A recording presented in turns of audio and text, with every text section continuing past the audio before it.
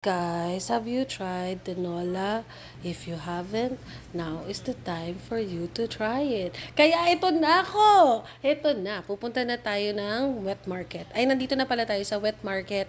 At bumili ako ng ingredients so that I can make the tinola that I saw in the video of Mami Amaya Ball because natakaw ako. As someone who cooks a lot of food for other people and doesn't have the time to cook for my family, sobrang kinikilig ako kasi malulutuan ko yung mga anak ko ng something na masustansya. I also got a few crabs for my mom because I know she likes that. So, ayan, luto na tayo.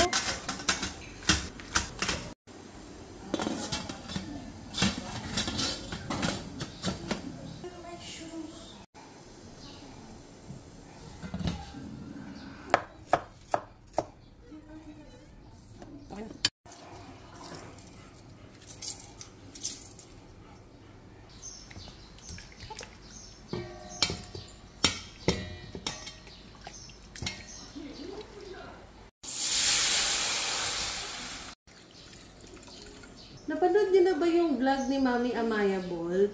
Yung sa Cebu na may sugba, tsaka tinola. Yung may sabaw na fish. So, gagawin natin yung kasi nainggit ako.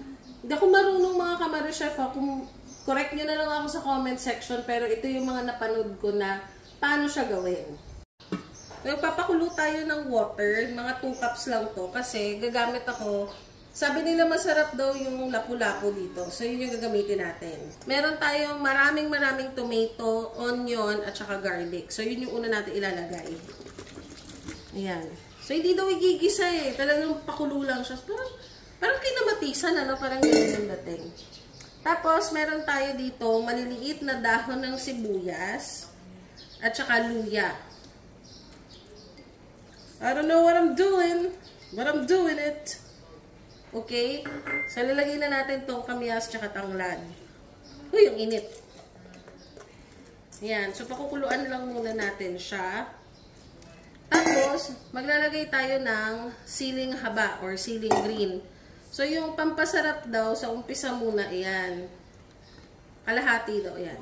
Okay, that's it. That's it. And then, we're adding calamansi juice. Wait lang. Calamansi juice. Ayan. Parang maasim to, no? I don't know. First time. Excited ako. Then, wala silang ginamit ng mga cubes. So, they use a lot of rock salt.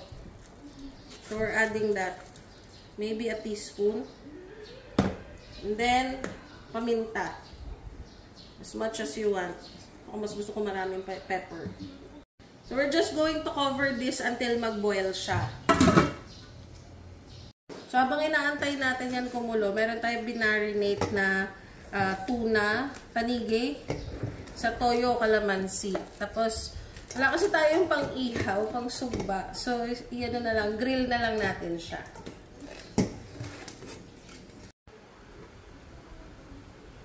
Lagyan natin ng patis kasi feeling ko kailangan niya ng fish sauce.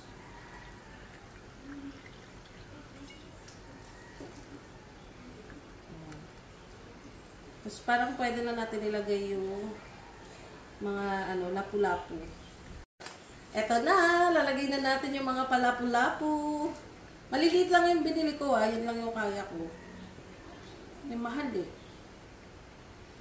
Tsaka testingin lang natin. Baka hindi ko gusto. Tama ba ginagawa ko? Let me know in the comment section kung tama yung ginagawa ko. Ayan. So, yung nakita ko kasi sa video, hindi dinudurog yung, yung kamatis. So, buo-buo lang siya. Parang siya yung gulay. Parang ganon. Ayan. So, antayin lang natin siyang kumulo. Lagyan na natin yung mga dahon sibuyas, yung mga leeks. Ito, yung tangkay din. Masarap daw yan. Let's see. Oh, sorry. Let's see. I'm excited. I want to taste na. I'm excited. Ooh.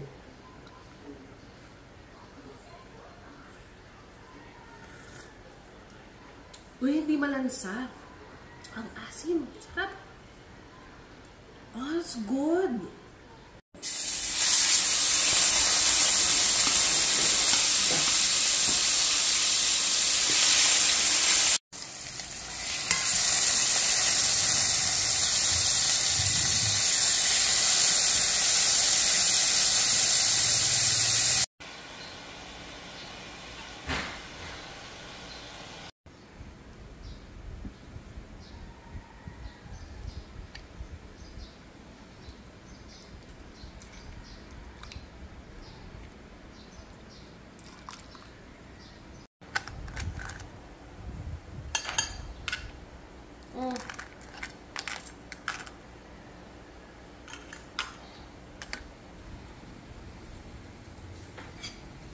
At ito na mga kamari chef, ang nilarang ko.